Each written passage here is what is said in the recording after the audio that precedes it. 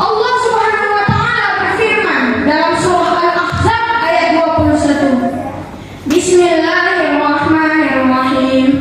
Laqad kana lakum fi Rasulillahi uswatun hasanatun liman kana yarjullaha wal yawmil akhir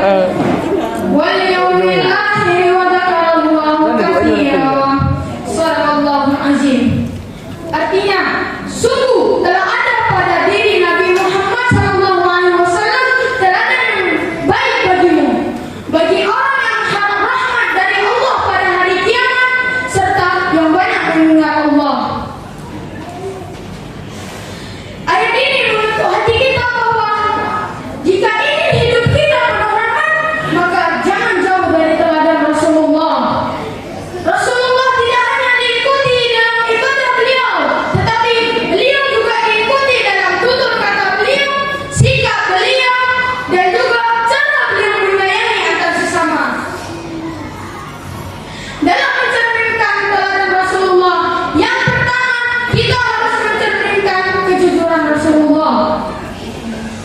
Rasulullah Shallallahu Alaihi Wasallam diberi gelar Al-Amin, yaitu orang yang paling terpercaya dan jujur.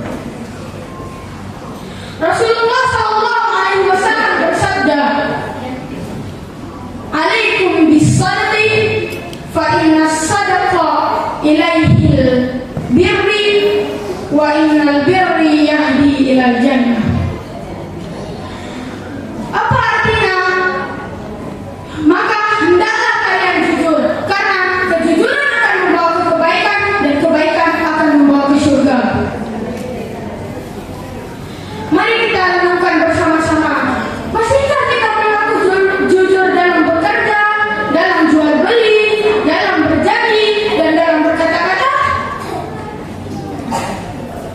Mungkin jujur akan membuat kita rugi, tetapi percayalah, Allah Subhanahu wa taala tidak akan menukarkan kejujuran dengan kehinaan.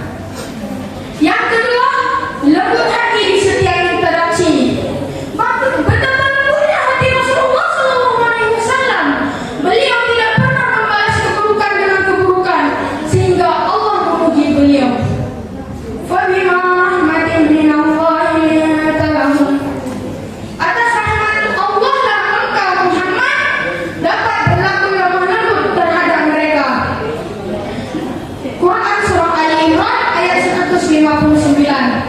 Rasulullah SAW juga bersabda, "Man la yarham la yurham." Orang yang tidak menyayangi maka tidak akan disayangi.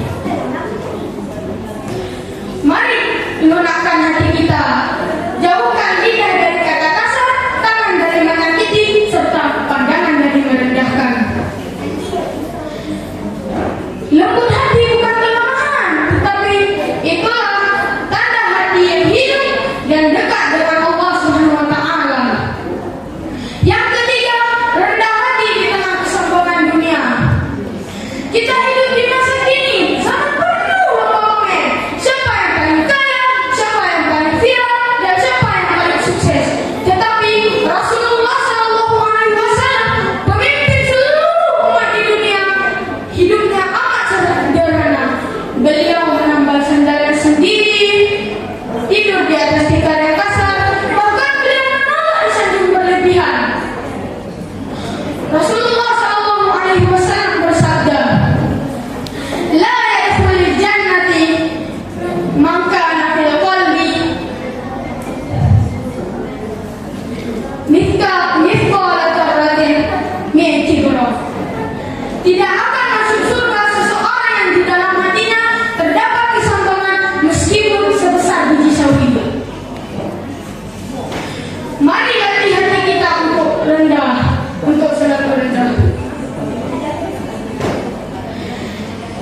Tidak perlu tinggi di mata manusia, tetapi cukup tinggi di sisi Allah Subhanahu wa taala, karena kesombongan tidak akan mampu menahan rahmat dari Allah Subhanahu wa taala. Yang keempat,